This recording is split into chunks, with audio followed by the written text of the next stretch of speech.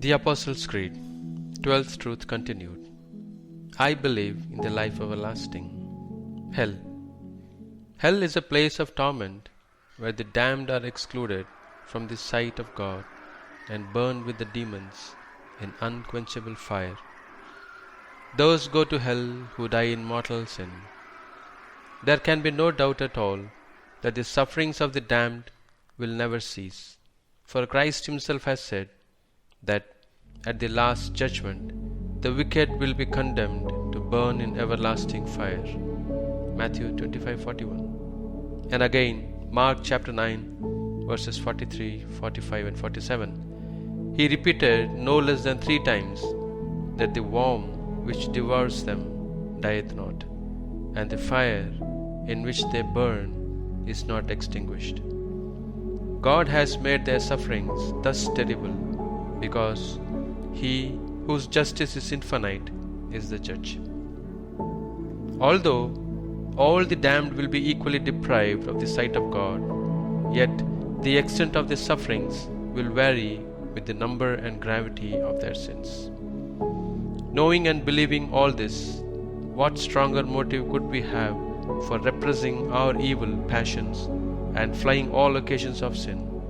In Ecclesiasticus 7:40, we are given this wholesome advice: in all thy works remember thy last end, and thou shalt not sin.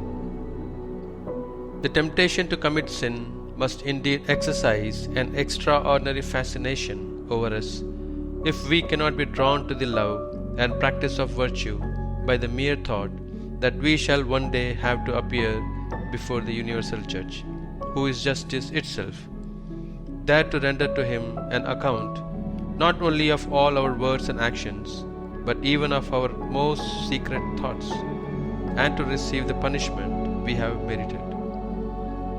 Explanation of the plate. The picture gives but a very faint idea of the pains of hell. At the top are depicted 7 open shafts descending into the pit of hell, each characterized by a capital letter, the letters being respectively the initials of the 7 capital sins, namely pride, covetousness, lust, envy, gluttony, anger and sloth. The idea is to impress upon the imagination the fact that it is these sins which take most men to hell. Above each initial letter is the figure of an animal, symbolic of the sin in question. Thus, the peacock represents pride, the toad covetousness, the he-goat lust, the serpent envy, the pig gluttony, the lion anger, and the tortoise sloth. A perpetual devouring flame is the common punishment of all the damned, each of whom, however, suffers in addition certain other punishments special to his sin. Below the letter O, we see the proud being dragged before Lucifer and forced down upon their knees before him, because during life they would not humble themselves before the Almighty. Below the letter C, we see the covetous with a bag suspended round their necks to remind how intensely foolish they were to have preferred the temporary goods of this world to the eternal possessions of paradise. Below letter L, we see the lustful being mercilessly belabored by devils or worried by savage beasts. Not that there are any animals in hell, but the idea here is to give some conception of the savagery with which the devils torment the damned. Below E, we see huge reptiles holding the envious in their coils and gnawing and tearing them. Below G are seen gluttons and drunkards, cruelly devoured by hunger and thirst, being fed upon the gall of dragons and the poison of asps. For drink they are given the wine of the divine wrath, while their consciences, like a Cerberus with open jaws, ceaselessly reproaches them for their past gluttony and debauches.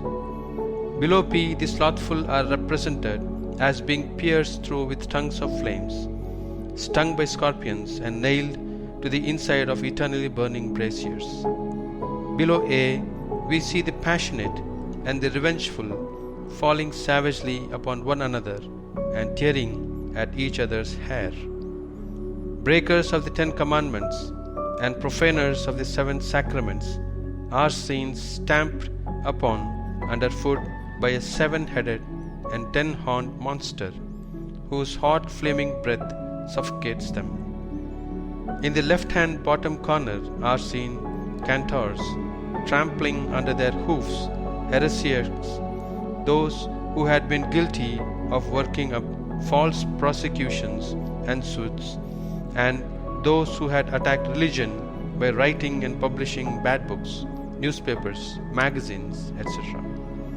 In the center of the infernal abode appears a large dial, the single hand of which always points to the same hour, and that hour eternity, signifying that the torments of the damned will last forever, and that once fallen into hell, escape from it is closed for all eternity.